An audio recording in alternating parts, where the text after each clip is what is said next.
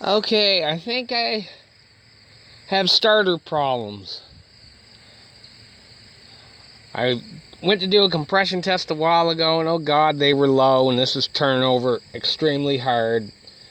So I changed camshafts to the Moncton cams and to try them, or not the Moncton cams, the cams from the blown up motor over there. Because I was having low numbers. So all the plugs are in, so just take a listen how hard this is turning over.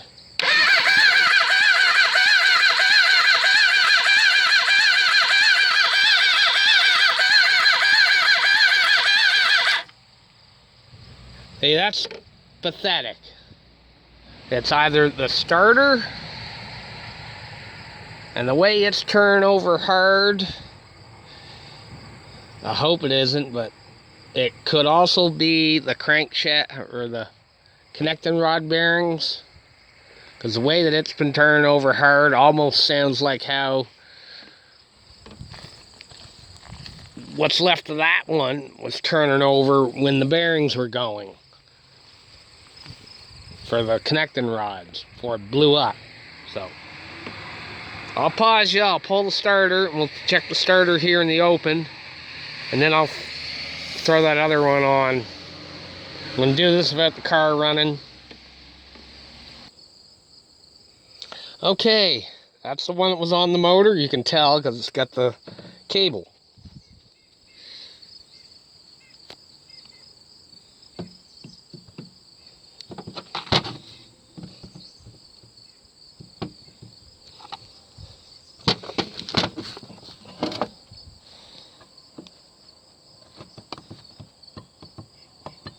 Yeah, that's no good. Jiggle the end of the starter like that, that's no good. This one here.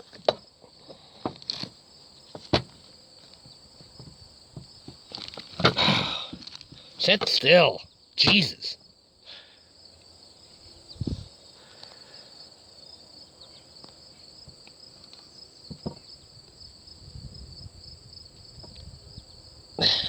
Get down here.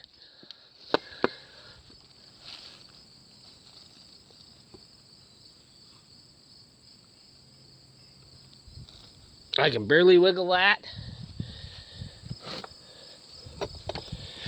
Comparison.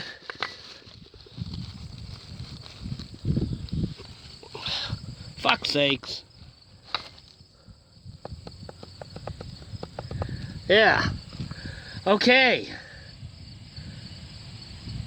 I'm going to pause you, move the cord over, put that one on the motor, and then we'll see how it sounds and how fast it turns over.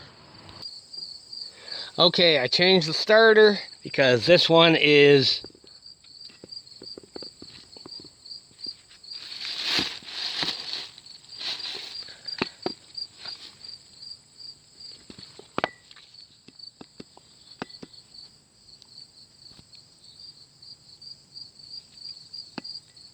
shot. Now let's take a listen.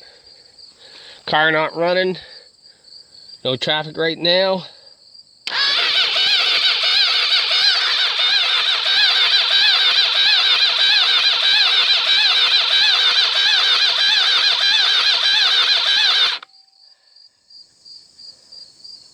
Okay, that don't sound good.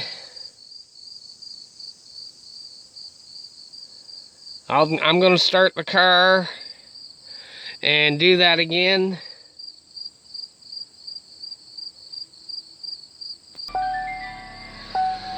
Okay, car's running.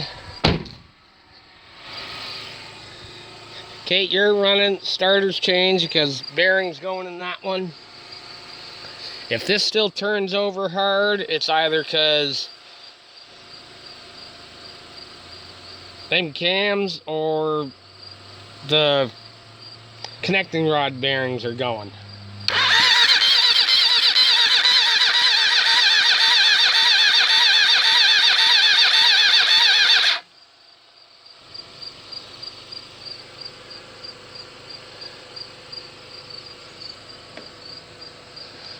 That's cold.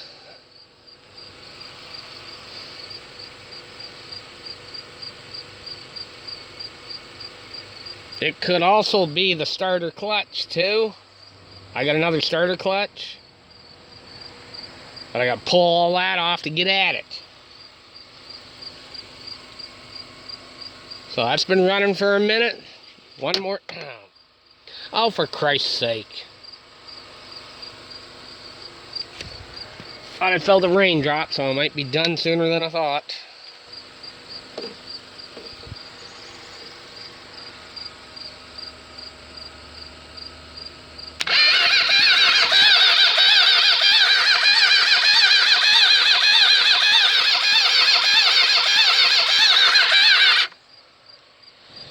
Yeah, I'm feeling raindrops, and the way that's turning over, it to me seems like the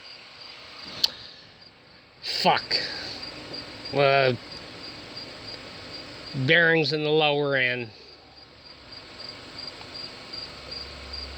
But that's okay. Better to find this out now than when it's in there. Because I still got the other one that I had split, but I lost some small springs and shit for the shift mechanism, but I can that's what you do, take two motors to make one. I can still get that one resealed, then move that other stuff over. I can do that in a day. And yeah, but better to know this now instead of when it's in the frame and everything hooked to it. Jesus. But I think I still got one more starter I could try if I can find it. You know, I'll change the starter clutch, find my other starter, put them all on and try that before I make a final decision. Because it's possible that could have been a lot of my problem. It's turning over hard and slow and ain't going to make good compression. And then I end up blaming it on, sure, there might have been some head problems, leaking valves, whatever. But a lot of the problem might have been in the bottom end. Because that could have been why this one got